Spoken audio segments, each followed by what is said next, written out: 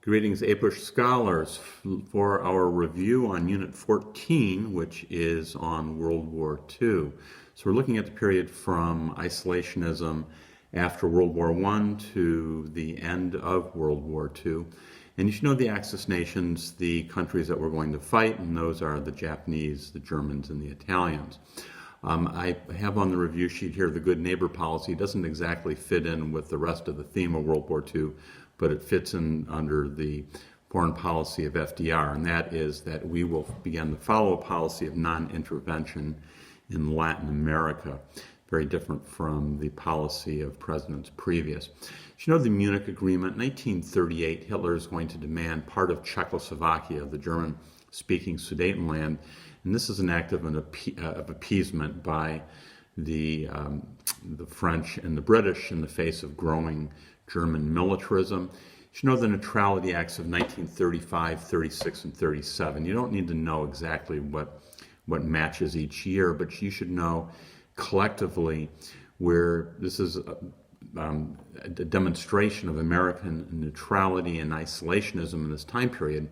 These acts say that we will supply no weapons to belligerents that are at war, and this is specifically aimed, 35 is aimed at Italy, which has invaded Ethiopia. In 36, the Neutrality Act says no loans to belligerents, and in 37, the Neutrality Acts are expanded, no arms to nations that are at war with themselves, as in civil war, as in Spain, and no travel on belligerent ships. Think of the Lusitania, almost got us into war in 1915.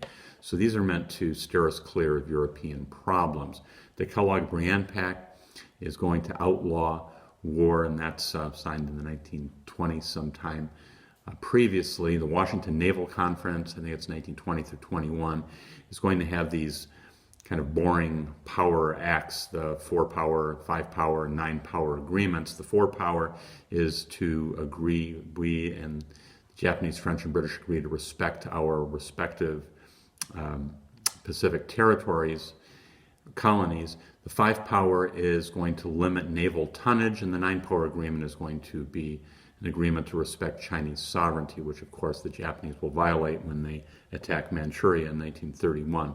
America First is the name of an isolationist group which is bent on keeping us out of European wars, and the most famous supporter is Charles Lindbergh. Cash and carry. In 1939, after the invasion of Poland, we amend and modify the Neutrality Acts so that the British can come over on their ships and they can pay cash, no loans, their ships, thus cash and carry military supplies. When they later you have destroyers for bases. This is an agreement where we swapped 50 destroyers for the use of 8 naval bases on British soil, and this would be up in St. John's, Newfoundland. It would be Bermuda, the Bahamas, Antigua, and you have Trinidad and Georgetown down in Guyana, some other islands there in the Caribbean. What this does is it projects American military eyes farther out from the American mainland. You have Lend-Lease in 1940. The Brits run out of money. They're being beleaguered by the Germans that are have them pretty much isolated, backs against the wall. The argument here is we're not going to dicker over money. We're going to loan them what's needed to keep them going. So this is kind of, we're stepping much closer to war. The Atlantic Conference in 1941, this is before we're in war.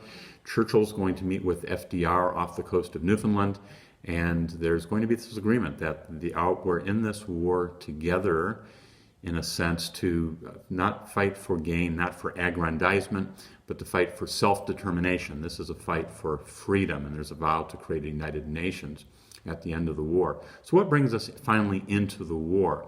And that is going to be, of course, Pearl Harbor, December 7, 1941. About 2,400 Americans will die in a sneak attack on Pearl Harbor.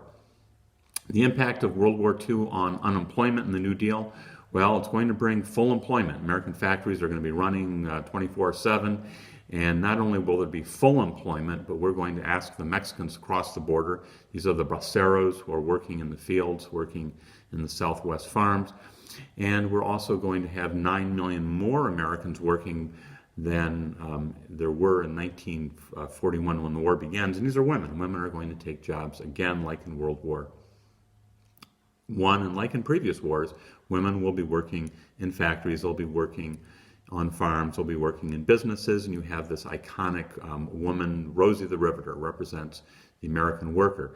Be added that you have 350,000 women who are going to be working in the military. I mean, they're going to be joining the military, the Navy, the Air Force, and the Army, and they're basically filling auxiliary positions. They're freeing a man to fight. They will be secretaries. They will be typists. They will be working telephone exchanges, and there'll be a significant number that are nurses. Some women are ferrying planes back and forth to bases, freeing up a man to be a combat pilot.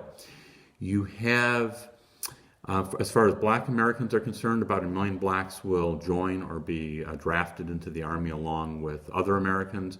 And Executive Order 8802 is going to be an order by FDR that any factory getting a federal contract has to pay equal wages to whomever is working, referring to same pay for black workers. This is a huge thing.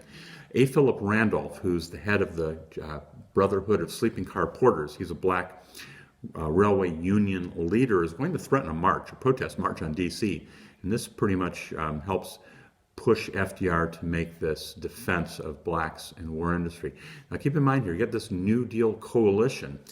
During the Great Depression, the New Deal is going to hire quite a few, hundreds of thousands of blacks will get jobs in these sort of make-work agencies, organizations of the New Deal. And as the war goes on, there's going to be this non-discrimination in factories that get contracts, and there's going to be a huge shift. The black voters that are voting, especially in the North, are going to be moving into the Democratic Party. For Hispanics, you have the braceros, the farm workers, and some are moving to factories farther north. And you have the Zoot Suit riots, which are basically race riots between American servicemen who are in California naval areas getting ready to be shipped off to fight the Japanese, are going to get into bar fights with Mexicans who are wearing these Zoot Suits, wearing these kind of snazzy suits, and there's alcohol involved, and they're certainly trying to get the attention of the women that are around, but there's just this resentment that the Americans are going off to fight, and these Mexicans are just looking out of their position where they should be in. Asian Americans, you should know Executive Order 9066. You've got about 110,000 Japanese Americans, about 2/3 of them American-born, Nisei, are going to be thrown into relocation camps or internment camps, and for the duration of the war. And there's going to be Korematsu versus the U.S. Fred Korematsu is going to sue. He says, hey, I haven't been charged, I haven't done any crime. Why am I in this jail, this essentially prison? And the Supreme Court will rule against him, that war emergencies sometimes call people to surrender some of their rights. Native Americans, there's 24,000 American Indians will be in the war, and you have the famous code talkers. And these are most famously Navajo, but other Indian groups will be talking in their language across radios and in the radio waves. And the Japanese can't understand Hopi and Zuni and Navajo and these other languages. The arsenal of democracy is a metaphor, refers to U.S. productivity. 60% of Allied war production comes out of American factories. War measures, you have the government is going to basically tell factories what to produce. It's going to tell trains where to deliver things. You're going to have recycling, and you're going to have rationing of all sorts of food, especially gasoline. U.S. military commanders, you should know Eisenhower is the top dog in the European theater and Douglas MacArthur in the Pacific. And he famously, when he flees the Philippines on a submarine after the Japanese take over Manila, he is going to have this sort of egocentric statement, I shall return. And he does return to the island of Leyte later on in the war as we bring liberation to the Filipinos. The Allied political leaders, you should know it is FDR until he dies right before the war ends, and then Truman will take over. You have leading the Russians/Soviets is Joseph Stalin, and in Great Britain you have Winston Churchill. And then you have the leader of the Free French, who are camped out in Great Britain, as Charles de Gaulle. Operation Barbarossa, 1941, the Germans send over 3 million men into Russia. They're invading the Soviet Union, and this is ultimately a catastrophe for the German army, which is largely destroyed, captured in the brutal Russian winter, and by a Russian army that's tenacious and backs up and then pushes the Germans out. Operation Torch, 1942, the U.S. and the Brits will invade North Africa. The idea here is to move across Africa, springboard into Sicily, and then attack Italy and move up the soft underbelly towards Germany. This is Churchill's idea, and he talks FDR into it. The idea is now's the time not to attack the mainland. That happens in June of 1944, and that's the D-Day invasion, also called Operation Overlord, and that's the invasion of Normandy, France. And that's the second front that Stalin has been begging the Americans and the Brits to open up. And we should just remember that for every American that dies in the war, every American and Brit, there's about 25 Russians that die. So the Russians are very resentful that the Americans and the Brits are dragging their feet. Battle of the Bulge, 1944. As the year ends, there's a last-ditch counterattack by the Germans in the Ardennes forest, and the U.S. will lose 89,000 soldiers killed and wounded in this failed counterattack by the Germans. Island hopping, this refers to U.S. forces bypassing sort of every other island as they're moving towards Japan through the Pacific. The idea is that you don't have to take every island from the Japanese. You can bypass them, and American subs and ships can cut off supplies, can cut off food, and you just let them wither on the vine. You can let them die or sort of starve them out. America and Jewish refugees. During the Great Depression, there's a poll, only about 5% of Americans wanted any refugees from anywhere, particularly Jews. There is a racist component, especially among Southerners. Many are Ku Klux Klanners, especially in Southern congressmen. But the point here is, during the Great Depression, Americans aren't looking to take more people without money and without jobs. So we turned back a huge number of Jewish refugees. Hitler, before the war starts, he's game just to kick all the Jews out of Germany if somebody would take them, but there's nobody to receive them, by and large. American bombing and Nazi concentration camps. Americans we don't bomb the concentration camps. We don't bomb the railways into them. And the rationale is, and there's argument over this, the rationale of FDR and the American military is not so much indifference, but if you're sending up an American pilot to die, and about 25% of American pilots planes are shot down, and those people die, you need to send them to die for American soldiers. You need to provide support for battle, not for bombing peripheral targets, which you could argue whether that's rationalization after the fact, but we don't impede the killing of the Jews and during the Holocaust, and we know that this is happening. The Manhattan Project is the project to develop and build an atomic bomb, and the first bomb is dropped in August of 1945 on two bombs are dropped on two cities, and that's Hiroshima and Nagasaki in southern Japan. After this, the emperor leans on the military to surrender, and the war is over. Last thing that's on the review sheet is the Yalta Agreement.